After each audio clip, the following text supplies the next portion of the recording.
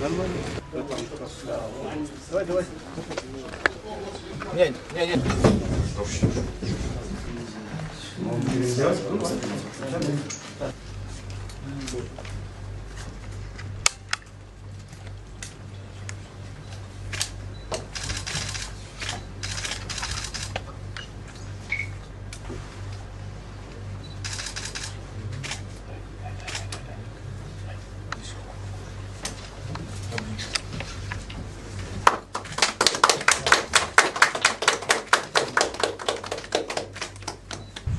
Так, уважаемые коллеги, мы сегодня подписали с уважаемым Саимом Сафаровичем протокол, который, надеюсь, что у нас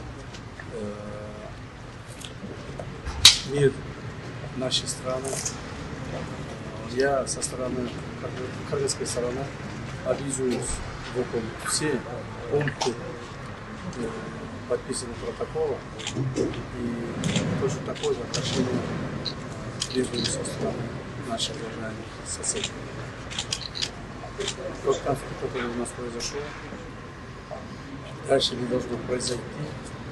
Все мы должны вкладывать силы, средства, возможности, чтобы наши народы жили в дружбе и согласии. Спасибо.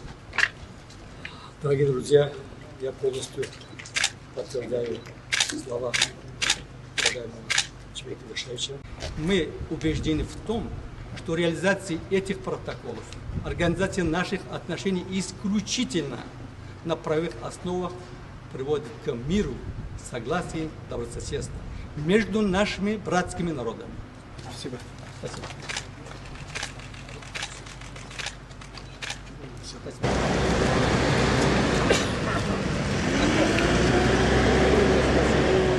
Буду всегда верен тем гарантам,